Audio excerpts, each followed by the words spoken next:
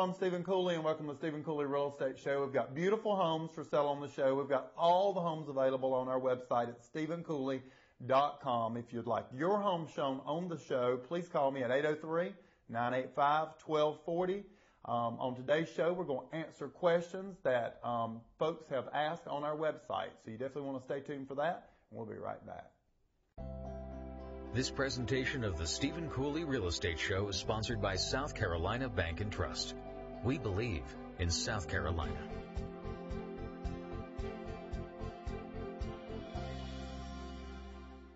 Hello, I'm Stephen Cooley, and welcome to the Stephen Cooley Real Estate Show. I welcome Julie Storm back to the show. Always a pleasure to be here.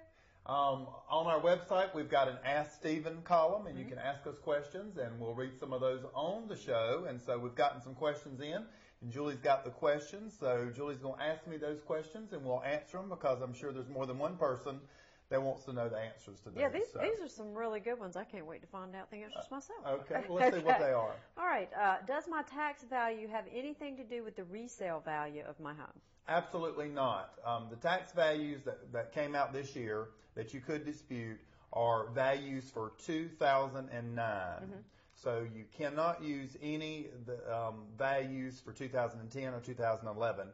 Any foreclosures, any short sales in your neighborhood that do affect the resale value of your home cannot be used for this 2009 tax values that just came out. So those values are 2.5 years old, and that's the value they're taxing the home on. That nowhere on that form says that's the value actually for your property. So, but for the resale value, the tax value and the They have nothing to do with each other. And again, those tax values that came out were not for 2010 or 11. Those values that we just all got in the mail, if you own a home, are 2009 values. Okay. So there are 3 foreclosures in my neighborhood. Does that affect my home value? That's a big one. Absolutely, it does, Julie. And to the person sending that email, used to they would not use one foreclosure in a neighborhood because it wasn't a traditional, typical sale. The new appraisal guidelines are using short sales. They're using foreclosures. Unfortunately, the worst 3 most recent sales in your neighborhood now reflect the value that the buyer's bank's going to use to appraise the home. So you are, we're all worth what the worst 3 sales in our neighborhood are. So yes, they do affect it. Okay, Stephen, I'm ready to buy. I got a good job, good credit, but no down payment. Can I still buy a home? Yes, and probably what that person's referring to is with the tightening of the banking industry, there's no longer 80-20 loans, which equal 100% loans. There's no longer anybody getting 100% financing. There are still some great programs out there that do allow 100% financing. For example, USDA is one that allows 100%. If either buyer's a veteran, that's still 100%. So the biggest thing is good job, good credit. And if we've got good job, good credit, we will find a situation to where they can get 100% financing. If there's no way to get 100% financing, step 2 is an FHA loan, and that's only 3.5% down, and that can be a gift from a family member. Okay, well, so good to know.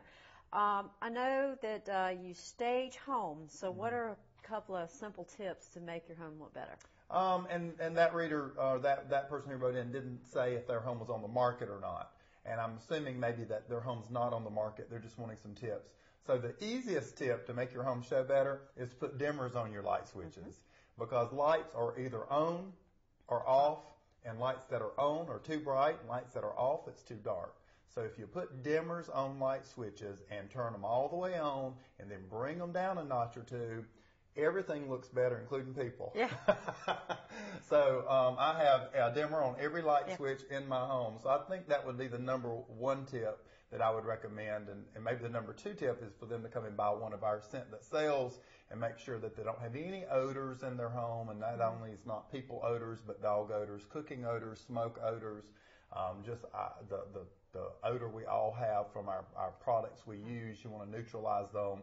those if her home's for sale. So. Well, I know with the lighting, they call it mood lighting, and Absolutely. there's a reason for that, right? There's absolutely a reason for that. So. Okay, Stephen, I have 5% interest rate on my loan. Should I refinance the loan at this time? Well, right now interest rates are historical lows. They've never been this low, never. And so you can get around a 4%, maybe even better. So if you calculate the change in the payment from the current rate to the 5%, and let's say that's $100 a month, and it costs you $2,000 to refinance, then you got 20 months before you start recouping that $100 a month. So really, it depends on how long they think they'll stay in that house. But if they're going to be there a while, absolutely refinance. But don't refinance and then move 6 months from now. You're just not going to recoup your money. And our final question here is this reader wants to know, if I bought a home from you last year and don't have a will and I die, who gets the property? That's a great question, and I'm not an estate attorney, but Tracy Reynolds, our TV attorney, local attorney in town, has addressed this before, and it's really you need to have that, you need to own it as a tenant in common or joint tenancy. And tenant in common, it would, if there's two owners of the home, it's going to go through your estate, and if you don't have a will, it will be probated. If it's joint tenancy, it will go through the estate. If it's tenants in common, it goes to the other owner of the home. And so I would say a simple $75 will is her first option, and her second option is go back to the closing attorney and see if she owns the home with someone else. If she owns it with someone else, how does she own it? Joint tenancy or tenancy in common, because that'll really affect that too. So good information. Well, so thank you. If people want to know answers to questions, it's good to go on your website and ask Stephen, right? Absolutely, and we'll answer them on the show. So thanks for those great questions. Hopefully I gave some good answers. We've got beautiful homes on today's show. We've got all the homes available on our website at StephenCooley.com. We've also got the candle scent that sells available in our office, and they're selling like hotcakes. So if you'd like a candle, come by our office. Please stay tuned. We'll be right back.